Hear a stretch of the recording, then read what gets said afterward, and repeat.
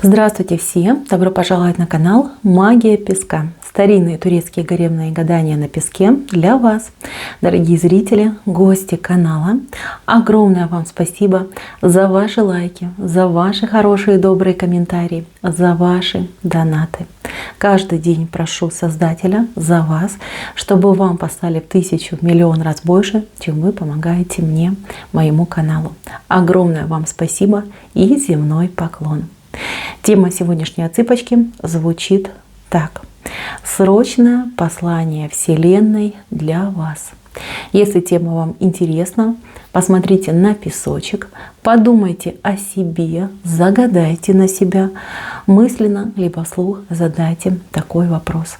Какое срочное послание от Вселенной мне нужно получить, услышать, узнать? Надеюсь, вы настроились. Я убираю Назар.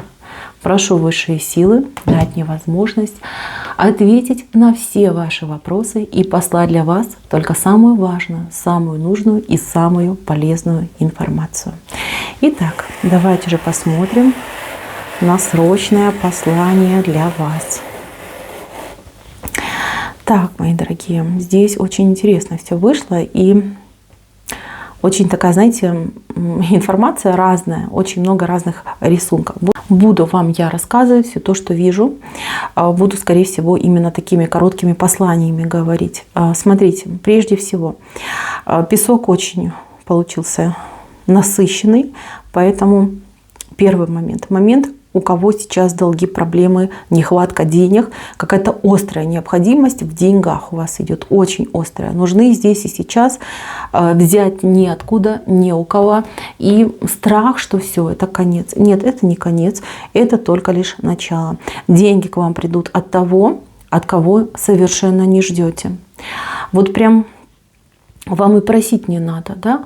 Вот как-то как чудо произойдет, да? Человек придет и вам поможет. Кому-то действительно даст сумму, поможет, а кому-то поможет все это вот как-то решить, разрулить, как-то, вот знаете, по своим полочкам разложить. Вот этот момент происходит. Вот человек уже у вас где-то при пороге. У кого-то на пороге, у кого-то в дверь стучит, а у кого-то при пороге. Человек уже идет для того, чтобы вам помочь. То есть вот эта ваша пустая ложка, она наполнится.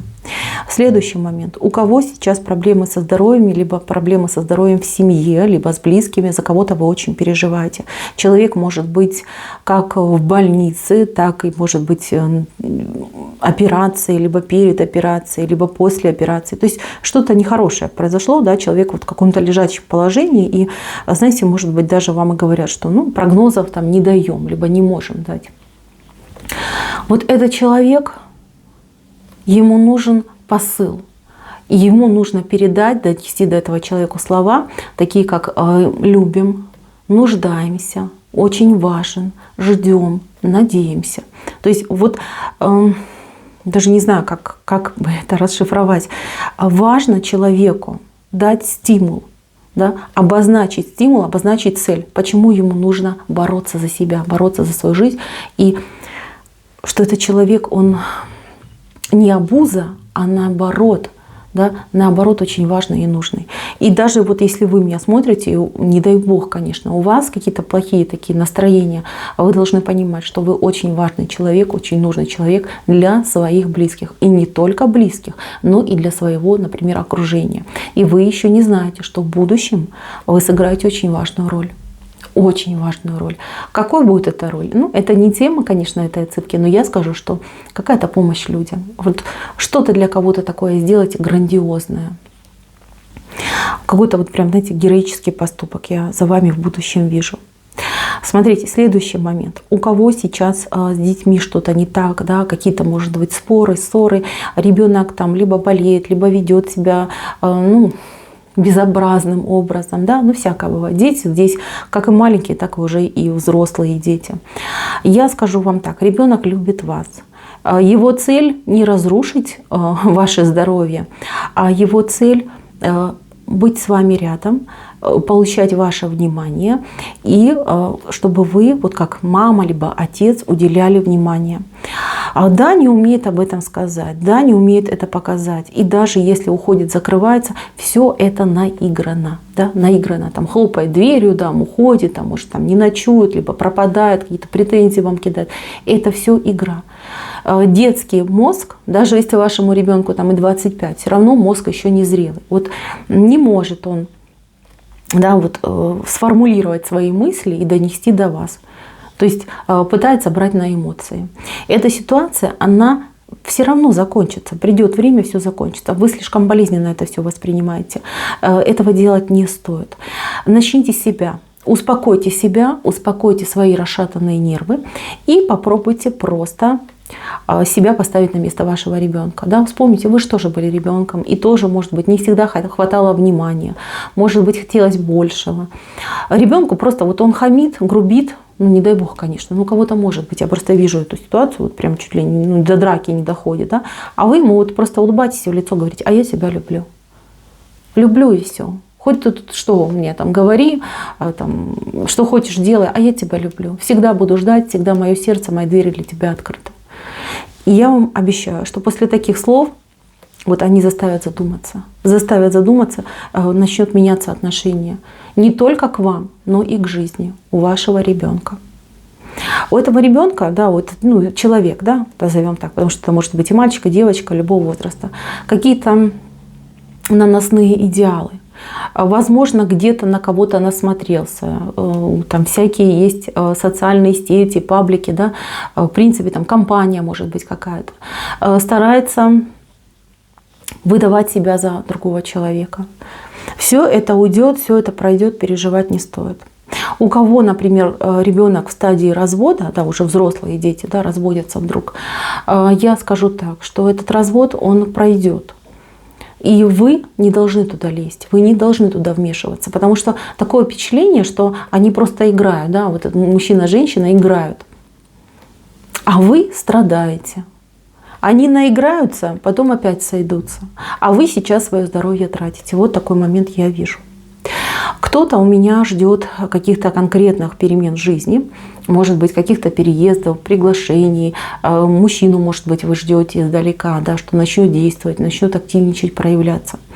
Я по этому песку вижу, что человек хотел бы, ну вот видите, по вот этой лошадке, хотел бы мчиться к вам, но есть что-то, что его блокирует. Это очень существенная какая-то проблема, и человек об этом... Но он об нее бьется, понимаете, как закрытую дверь. Вот он бежит, разгоняется и раз и лоб разбил. Он и вам всего не говорит, и сам страдает. А вас убивает вот его какое-то вот молчание, какая-то холодность, отстраненность. Вы начинаете думать, что нет, не любит, не приедет, не будет ничего делать, ничего не случится, ничего не произойдет. Вот этот момент нужно просто пережить, переждать. На себя вообще ничего не думайте, в человеке в этом не сомневайтесь, просто знаете, что время придет. Его не пускают. Понимаете, это не с вашей стороны, с его стороны.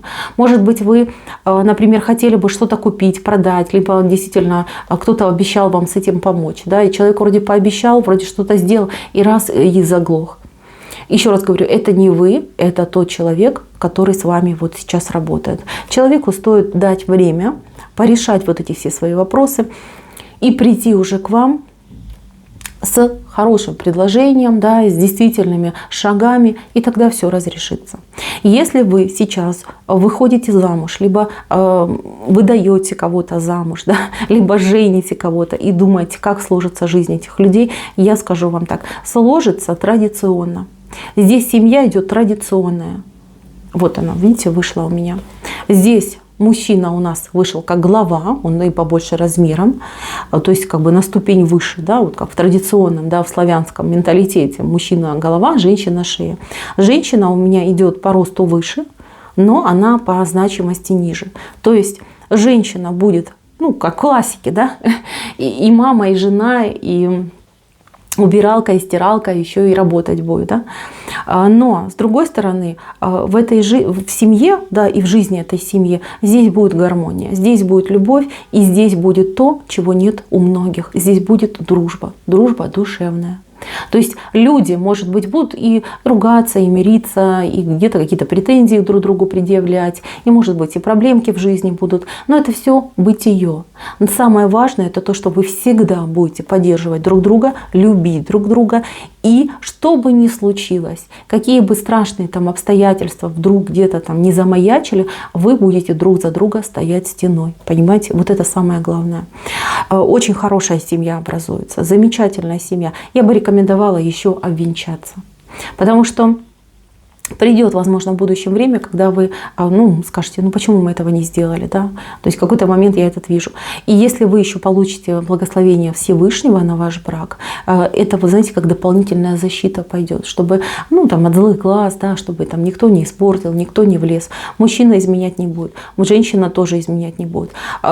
Честные отношения. Люди такие вот прям будут правду друг другу говорить. Будь то правда с плюсом, будь то правда с минусом, но вот за что идет вот эта дружба сердечная, душевная, это за правду. Это замечательно.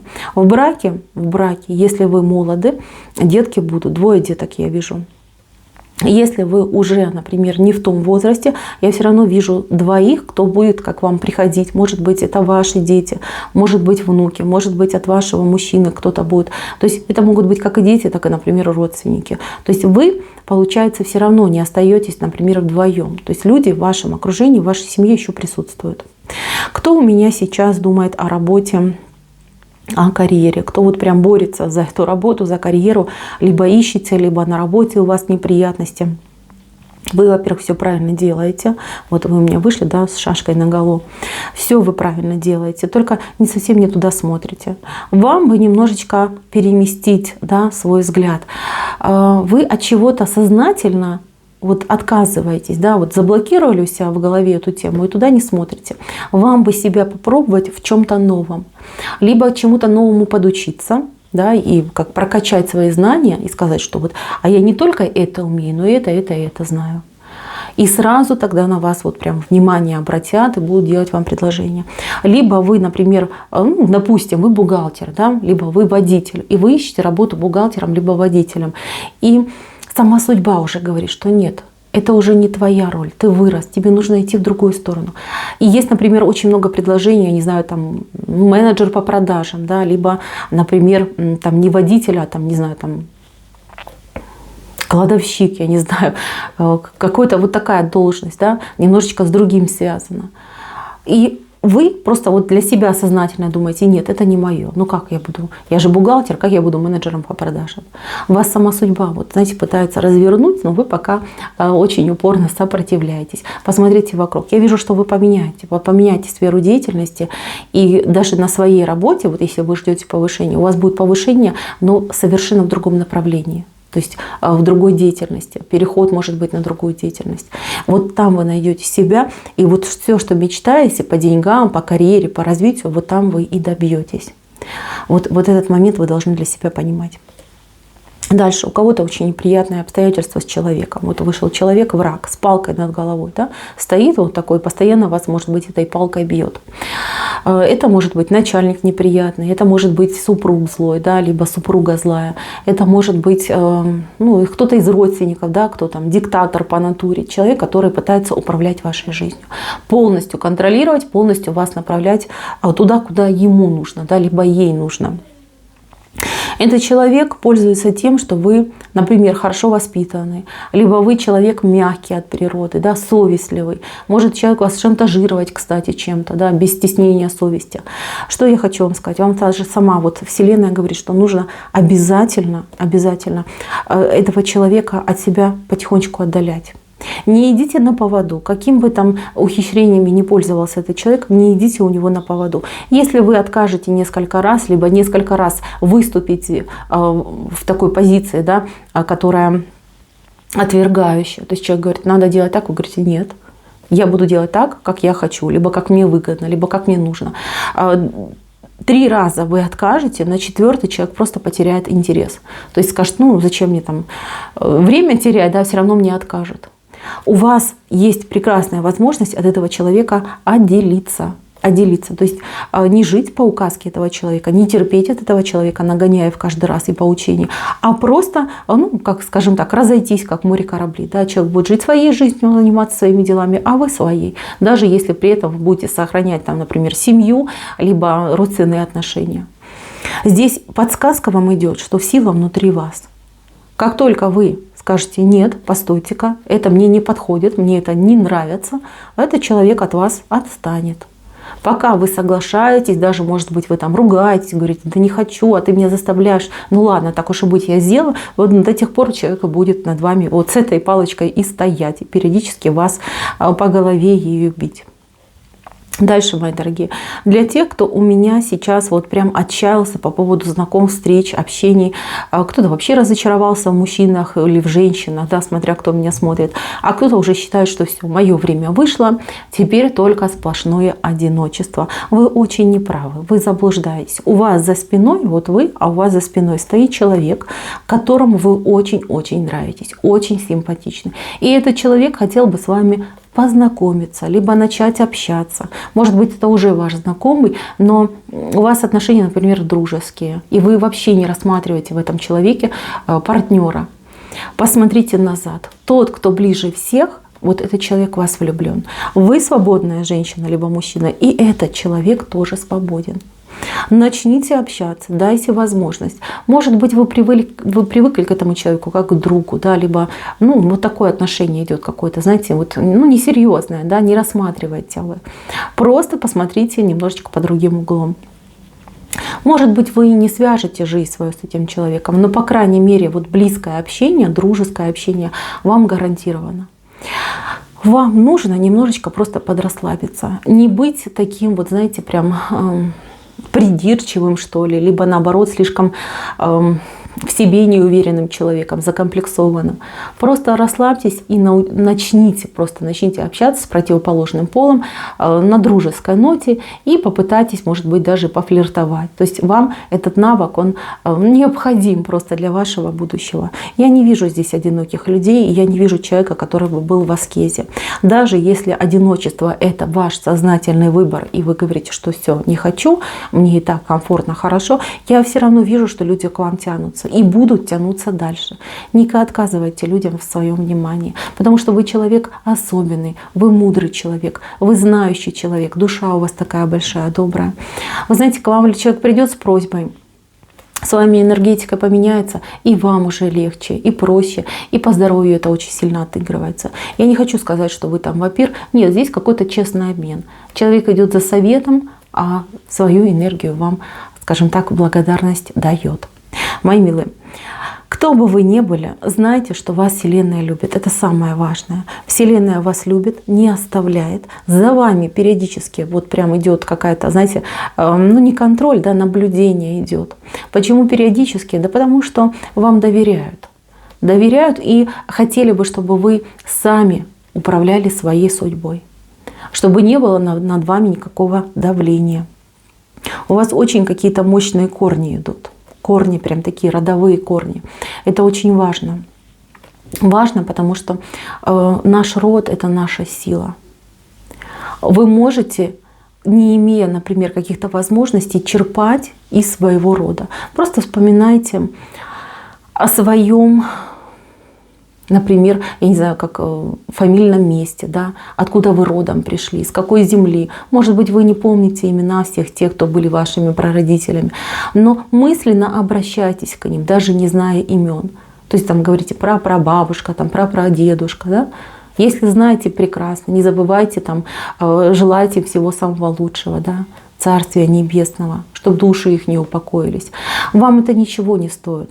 А энергию, ту, которую вы будете черпать из тонкого мира, она просто, знаете, это самое лучшее лекарство. Это глоток чистого воздуха, хрусталь, который и помогает, и исцеляет, и показывает все то, что скрыто.